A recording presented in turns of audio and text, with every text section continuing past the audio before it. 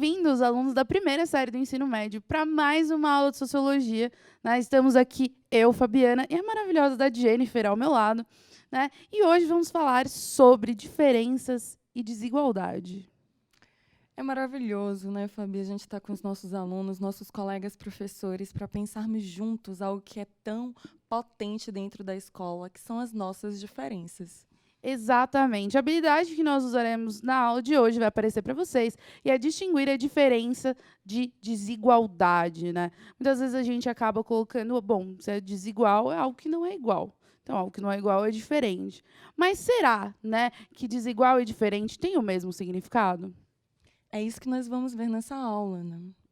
Exatamente. Muitas vezes a gente fica nessa questão que, realmente, se você for pegar ali a raiz da palavra, muitas vezes a ideia é quase a mesma. Mas será que quando a gente fala que eu sou diferente de você, a nossa relação aqui é de diferença, é a mesma ideia de quando eu falo que a nossa relação é desigual? Né? Que eu e a Jennifer, nós somos diferentes. É a mesma coisa que eu falo que eu e a Jennifer, nós somos desiguais? Vamos pensar juntos, né? Porque, assim, olha, nós começamos pelo nosso sotaque. O sotaque é sempre algo que chama muita atenção, né? Como eu sou do Nordeste, vocês percebem um sotaque diferente. A Fabi, como é daqui do Sudeste, ela fala de outra maneira. Então, na escola acontece muito, porque, além das diferenças regionais do Brasil, nós recebemos alunos de todos os lugares do mundo. Você já teve alunos de outros países, Fabi? Já tive. Eu tive um aluno que eu adorava ele, que ele era do Paraguai, e era maravilhoso. Que às vezes ele ele falava tupi. Era incrível. Nossa, as aulas de sociologia com ele eram maravilhosas. Ele foi meu aluno no primeiro ano no Alberto Levi. E aí, uma das perguntas, né, que nós nos fazemos, será que nós estamos aproveitando a oportunidade de estarmos em contato com essas diferenças? Ou essas diferenças, elas produzem tipos de hierarquização em que determinados grupos de pessoas, por fazerem parte, por exemplo, de um país X, por exemplo, o Brasil, se sentem melhores do que outros que são de outros países. Esse é só um dos exemplos para mostrar como a diferença pode ser valorizada no reconhecimento do quanto que nós podemos aprender com os nossos colegas, né? Ou, em outra medida, como essa diferença ela pode produzir uma relação de exclusão. Exatamente. Para a gente pensar melhor sobre isso, a gente vai trazer para vocês o significado dessas duas palavras. Então, se você for procurar diferente, está vinculado, né, ao desigual, né, na raiz da palavra. Mas o que significa ser diferente, algo diferente? É sem qualquer semelhança, né, que não possui características ali que denotam a igualdade, uma coisa que não é igual à outra, né? Duas opiniões que são completamente diferentes, objetos com cores parcialmente diferentes. Então, o diferente, ele basicamente vai falar que uma coisa não é igual à outra, né? Mas quando a gente olha ali desigualdade, a gente vê que existe uma diferença, porque ela fala que é o caráter, o estado das coisas ou pessoas que não são iguais entre si, né? Que não existe semelhança, é uma ausência de proporção e de equilíbrio. Então, quer dizer que muitas vezes, por mais que algo diferente, né? Tudo bem você ser diferente, mas não quer dizer que seja desequilibrado. Mas quando a gente fala de desigualdade, muitas vezes a gente está falando sobre um desequilíbrio entre as pessoas, né? Ou entre a relação que essas pessoas têm. Essa distinção ela é muito importante para refletirmos sobre esses dois conteúdos. Porque eu vou fazer uma pergunta aqui para a Fabi. Fabi, você conhece alguém que é completamente igual de outra pessoa? Completamente igual? Não. Será que nós podemos afirmar que todos os seres humanos são diferentes uns dos outros? Eu acho que essa é a máxima, né? Eu acho que todos nós somos diferentes de alguma maneira, né?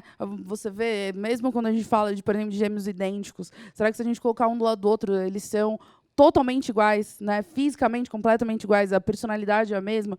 Então, assim, as pessoas são diferentes, né?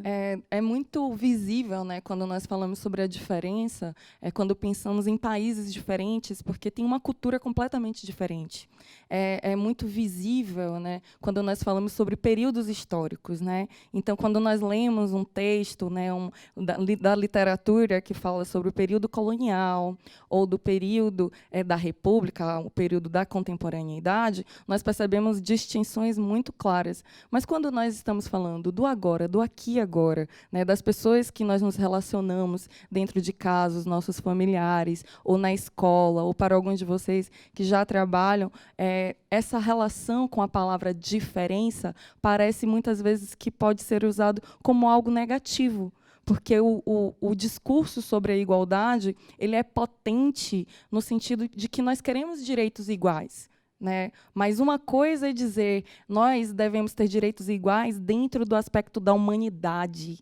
Outra coisa é construirmos a reflexão sobre a diferença como um dos princípios fundamentais das relações entre os seres humanos. Exatamente. Uma das coisas que a gente precisa entender, né, vai até aparecer aí para vocês, é que uma das nossas principais riquezas é a nossa diversidade. É justamente o fato de que nós somos diferentes, temos heranças, né, e temos muitas coisas diferentes, que justamente, né, é o que enriquece. Nós temos ali povos completamente diferentes, culturas, pessoas, pensamentos. E essas diferenças entre as culturas e as crenças, né, entre tantas outras coisas, é que justamente tornam o mundo mais interessante e cheio de aprendizagem, né? E ele é muito importante para o desenvolvimento humano. Porque quando a gente fala assim, eu quero viajar para outro país, por que você quer viajar para outro país? Porque é diferente. Porque se fosse igual, você ia ficar na sua casa, né? Por que a gente gosta de conhecer pessoas, a gente gosta de sair para novos lugares? Porque justamente o novo, o diferente, é algo enriquecedor, é algo mágico para a gente, né? O problema é a gente selecionar o que desse diferente aí é bom e o que desse diferente é ruim. E se a gente for pensar a nossa diversidade, né, social aqui no Brasil, tem muito a ver com isso, com a nossa miscigenação, né? O povo brasileiro vem aí de várias origens, né? A gente tem, eu acho que em outras aulas, inclusive, eu e a Jennifer, a gente falou, né? Se for olhar para mim e para a Jennifer, as nossas origens, né? A nossa ancestralidade é completamente diferente. E justamente isso se expressa na nossa cultura. A gente pode ver que existe uma diferença muito grande de um estado para o outro. Né? A gente pega ali as heranças culturais. Só que esse é o problema. Muitas vezes essa diferença aí que deveria ser vista como uma riqueza, como um patrimônio, na verdade, ela é muitas vezes vista como algo negativo. Mas, Fabi, nós também discutimos um outro aspecto que existe alguma coisa dentro da sociedade que é natural? E nós reafirmamos tudo dentro da sociedade é uma construção histórica, cultural e social. Nesse sentido, né, como construção, a negação da diferença, ela também é um tipo de reflexão e de comportamento e de valor que é aprendido na nossa socialização. Né? Nós precisamos aprender a respeitar a diferença, a valorizar a diferença, a celebrar a diferença. E como é que nós fazemos isso? Refletindo, estranhando e desnaturalizando os discursos que excluem o diferente. Porque, assim como existe alguém que é diferente para mim, nós somos o diferente para o outro. Exatamente. A gente tem que pensar que a diferença ela é algo positivo. Né? É algo maravilhoso, na verdade. Mas o problema é quando essa diferença ela se torna justamente uma desigualdade. É quando a gente usa o discurso do, olha, você é diferente de mim, então quer dizer que você é inferior. Não é que você é igual. Né? Estamos num nível de igualdade, mas somos diferentes, né? Essencialmente diferentes. Eu sou diferente de você e por isso você é inferior a mim, ou o eu sou inferior a você. Porque, às vezes, também tem essa questão que a pressão social também faz a gente acreditar que nós somos inferiores a outras pessoas. Né? Então, não existe só o discurso, né, do você é inferior, mas existe também ali todas as pressões sociais que, às vezes, acabam até fazendo com que a gente acredite que, por algum motivo, a gente também é inferior, né, a quem quer que seja. Essa ideia da inferioridade é um discurso que está presente na história, no processo de colonização. Né? Então, nós tínhamos, por exemplo, a comunidade, os povos, as etnias indígenas, e no processo de colonização, tinham um princípio que era a ideia de civilizados. Os civilizados eram aqueles que tinham uma determinada cultura, os europeus, e, ao encontro com o diferente, esse diferente foi classificado como um grupo inferior, primitivo, em relação àqueles que o estavam avaliando. Nós chamamos esse tipo de comportamento de etnocentrismo. E o etnocentrismo também é um reflexo de um tipo de desigualdade.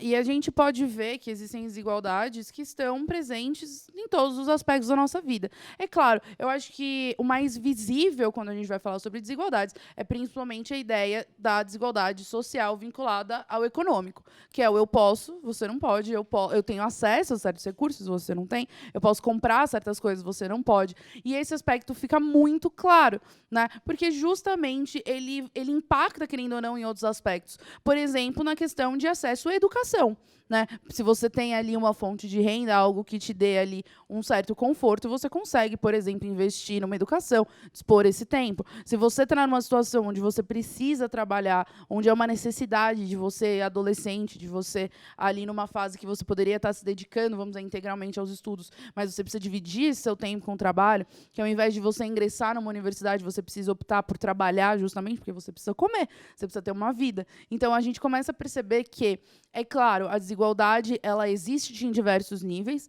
Então, existe a desigualdade de gênero, né? E quando a gente fala sobre essa questão de homens, mulheres, trans, enfim, não binários, a gente tem essa questão que existe essa desigualdade, né? Nós somos tratados de maneira diferente, nós somos vistos, né? Ou como superior ou como inferior, né? Discursos são validados ou invalidados, muitas vezes com base no gênero das pessoas. A gente tem ali uma desigualdade religiosa, onde uma religião é colocada como positiva e algumas religiões são colocadas como negativas, né? Então, essa religião pode, porque elas são positivas, elas são legais. Essa não pode, por causa que a gente vê elas como negativas. Então, elas vão ter um olhar pejorativo, né, em cima delas. Então, existem vários tipos de desigualdade que justamente vão cair no fato de que nós somos diferentes. Mas é óbvio que a mais gritante, eu acho que tem um maior impacto, é a desigualdade social, principalmente porque ela leva pessoas a estarem numa situação de extrema riqueza ou passando fome. Exatamente. Né? Então, a desigualdade social ela vai ser um problema presente em todos os países. A gente tem que pensar assim, está presente em todos os países? Sim, mas o grau é muito diferente. Né? Existem países assim onde essa desigualdade é muito mais acentuada e outros, né, menos acentuada.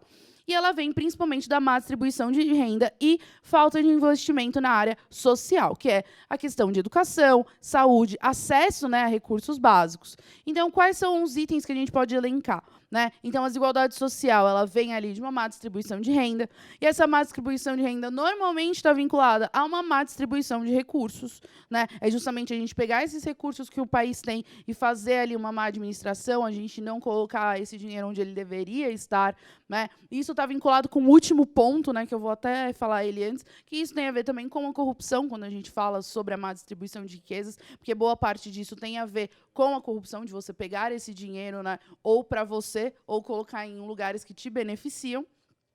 A gente tem a lógica de acúmulo do mercado capitalista, que é justamente esse mercado de consumo, a gente está preocupado em consumir, em ter, que também vai invalidando aquele discurso de se eu tenho maior valor do que você tem, né?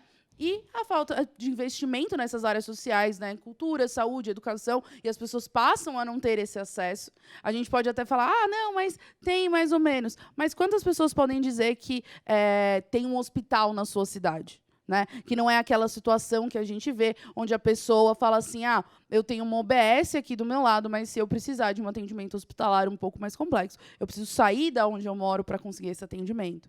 Além das faltas de oportunidade no mercado de trabalho. Porque o mercado de trabalho, às vezes, a gente desvincula o mercado de trabalho do sistema público, mas não. Né? Quando a gente tem ali um incentivo às empresas, quando existe todo um processo social para que isso aconteça, é óbvio que o mercado de trabalho também, né, responde a isso. Exatamente, Fabi. Trazendo esses elementos, né, nós conseguimos pensar que a desigualdade ela não é natural, como nós já reafirmamos. Né? A desigualdade social é uma construção. E, como uma construção, ela possui as suas causas. Né? A má distribuição de recursos é uma dessas causas, né, como a Fabi trouxe. Então, o Estado, né, que é uma instituição social, ele é responsável, né, de produzir a garantia de direitos.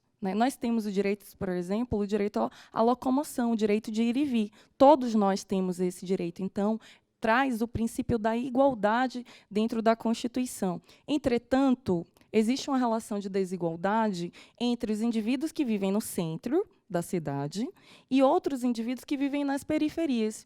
Então, aqui em São Paulo, né, na capital, nós temos metrô, né? O metrô chega em todos os lugares? Não. A frota de ônibus na periferia, ela permite que as pessoas elas passem um tempo mínimo esperando seus ônibus. Então, assim, isso gera um impacto na qualidade de vida das pessoas. Né? Outro exemplo que a Fabi trouxe é, assim como o transporte precisa de recurso público para que chegue, para que seja realizada essa política pública, a educação e a saúde é a mesma coisa. Por isso que a distribuição do aparato público, os recursos, o investimento público é fundamental para minimizar as situações de desigualdade que nós temos na nossa cidade, no nosso estado e no nosso país. Porque muitas vezes, se a gente for pensar a condição, né, em que a gente vive, porque também isso é uma coisa que eu acho que precisa ficar muito claro, né, porque algumas pessoas falam, não, mas é só você querer, porque se você trabalhar, você vai ficar milionário e você vai ficar rico, entendeu? É você querer e tal. Não é assim que funciona. Muitas vezes a gente nasce, né, a gente é colocado em situações de vulnerabilidade, que é aquilo. Ou você trabalha, muitas vezes, vai para um emprego informal, uma situação que não é ideal, para que você tenha certeza que você vai ter o que comer naquele dia ou no dia seguinte, que você vai ter ali um mínimo para sobreviver. E aí, em que momento você vai poder investir, por exemplo, em uma educação? Né? Em que momento você vai ter o acesso ao lazer a partir do momento que você precisa, ao invés de estar desfrutando, né, da cultura, né, de todos esses pontos da cidade, você está se preocupando em trabalhar para poder levar comida para sua própria casa. Né? Exatamente. Então, perceber, né, esses princípios da desigualdade como elementos que produzem situações de vantagens para um determinado grupo e desvantagens para outros grupos é fundamental para que a gente entenda outras formas de desigualdade social que não apenas a desigualdade econômica, não é, Fabi? A gente trouxe aqui para vocês alguns exemplos, né, de tipos de desigualdade. É óbvio, né, que aí com o seu professor, se você puder adicionar, né, outros tipos de desigualdade que vocês percebam, né, isso aí é só vamos dizer, um resuminho para vocês justamente pensarem sobre outros tipos com os professores, mas a gente tem a desigualdade econômica e a de acesso, que é justamente o fato de que algumas pessoas concentram muita renda, outras não têm nenhuma, e isso também dificulta o acesso tanto a hospitais, a escolas, a lazer, cinema, teatro, cultura no geral. Então, a gente tem, né, essa diferença. Muitas vezes, se você mora muito afastado, até aqui em São Paulo mesmo, dependendo do bairro afastado ou dessas cidades, né, que então, porque é São Paulo, é conurbação praticamente. A gente pode colocar que está no processo de conurbação, como Osasco, Guarulhos, enfim. A gente percebe que existem algumas áreas ali que você, por exemplo, não tem um cinema. Né? Que você não tem acesso ao cinema, que você não tem uma biblioteca pública. Então, assim, se você vai no centro da cidade, você desceu no Anhangabaú, você já está de frente para uma biblioteca. Mas nos bairros mais afastados, muitas vezes você não tem essas bibliotecas públicas que você pode ter acesso ali a justamente livros que também são um bem de consumo. Porque muitas vezes falam, porque o brasileiro não lê. Realmente, a gente tem um problema em relação ao hábito de leitura, mas a partir do momento que os livros eles têm um preço de custo muito alto, como a gente quer que isso seja algo acessível a todos, né? Se justamente existe um custo, né, para que você desenvolva o hábito da leitura. A gente tem a desigualdade regional, justamente, a gente vê que existe sim uma desigualdade, tanto em relação econômica, né, de investimento, que a gente vê que é diferente em cada região do Brasil, mas também existe a desigualdade em colocar, às vezes, uma região num patamar de nós somos melhores do que outras pessoas. Né? Muito que a Jennifer falou, essa questão do sotaque, tudo mais, com certeza você já deve ter passado por isso nessa sua vida, né, de ouvir. Com certeza. Né? Então, assim, São Paulo é um estado que tem um desenvolvimento econômico que é diferente pelo número de indústrias, né, de fábricas. E o Nordeste ele tem um tipo de desenvolvimento, a história do desenvolvimento econômico nessa região é diferente. Né? Então, tem outro tipo, né, de relação econômica. Esse fator econômico não gera um impacto ou inferiorização nos aspectos culturais. Né? Entretanto, existe muito preconceito. E por que o motivo desse preconceito? Né? Então, quando eu chego com o meu sotaque, esse sotaque pode ser Aí lá vem, né? Lá vem, aí tem a história da preguiça, né, Fabi? Ai, baiano é preguiçoso, fala devagarzinho. Fala devagar, minha gente. É porque está dentro da cultura e porque a gente gosta de valorizar a vida, a palavra tem sabor, né? Então, não tem nada a ver com inferioridade. A gente tem também a desigualdade racial, eu acho que essa é a mais clara de todas, né? A gente vê que é muito claro a relação do racismo, porque é óbvio, se a gente for olhar as pessoas, né, às vezes a gente separa as pessoas num quadradinho como se houvessem apenas pessoas brancas e pessoas negras, sendo que a gente tem uma gama, né, de etnias, de origens absurda. E justamente a gente vem com essa ideia de que existe ali uma inferiorização, dependendo da sua cor de pele. E isso varia até de país para país, né? Porque em alguns países, por exemplo, existe um racismo muito maior, por exemplo, com mouros, né, com árabes. A gente tem, no caso do Brasil, o que é um absurdo, um preconceito absurdo com indígenas e negros, sendo que, na verdade, todos nós, né, em alguma parte, temos ali uma parcela de negro e indígena. Exatamente, por isso que nós precisamos aprender a valorizar as nossas diferenças, né? A nossa história. Quando alguém me pergunta qual é a origem da diferença, né? A origem da diferença é a história, né? Então, cada pessoa, cada cultura possui uma história diferente. E é essa história que nos singulariza, que produz a nossa identidade. Né? Nós precisamos conhecer a história do nosso país para começarmos a valorizar as diferenças dos diferentes grupos indígenas, para valorizarmos, né, a resistência negra no país e não reproduzirmos, sem refletir, o discurso racista. Né? O racismo é um problema estrutural no país. E esse problema não deve ser banalizado. Né? O racismo mata, o racismo exclui, o racismo tortura, né? O racismo desiguala os seres humanos, mesmo com o princípio da igualdade estando presente na Constituição Federal. Então, esse é um tema importante para ser desenvolvido nessa atividade, junto com o professor, com seus colegas. Como vocês percebem o racismo, que é um dos problemas centrais no mundo, né? No mundo, não só no Brasil, mas no mundo. E, por último, a gente colocou aqui a desigualdade de gênero, que tem muito a ver com a questão do...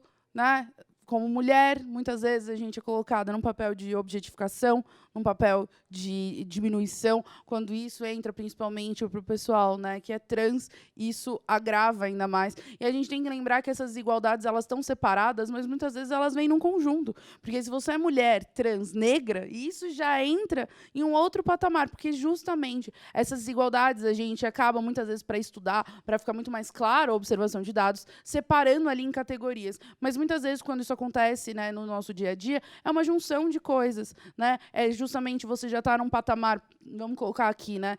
Você já está num patamar onde você tem ali uma situação de extrema pobreza.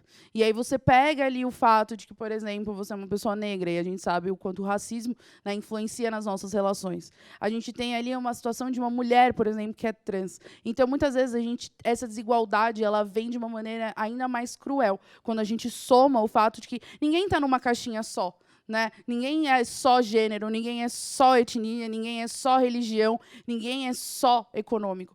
E cada uma dessas caixinhas traz, junto com ela, um estigma, um preconceito e coisas que a gente tem que desconstruir para justamente viver ali.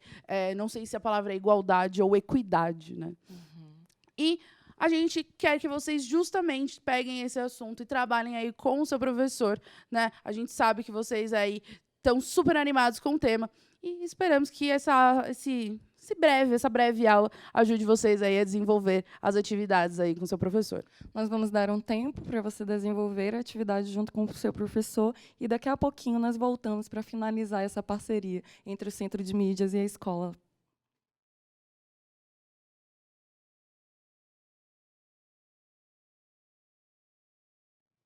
Temos certeza que a discussão, o debate, a atividade que vocês fizeram aí na escola foi fundamental para o aprendizado sobre o tema da diferença e da desigualdade. Eu e Fabi aqui escolhemos uma frase do sociólogo Boaventura de Souza Santos para fecharmos essa atividade com vocês. O Boaventura de Souza Santos ele diz: temos o direito de ser iguais quando a nossa diferença nos inferioriza, e temos o direito de sermos diferentes quando a nossa igualdade nos descaracteriza. Daí a necessidade de uma igualdade que reconheça as diferenças e de uma diferença que não produza, não alimente e não reproduza as desigualdades.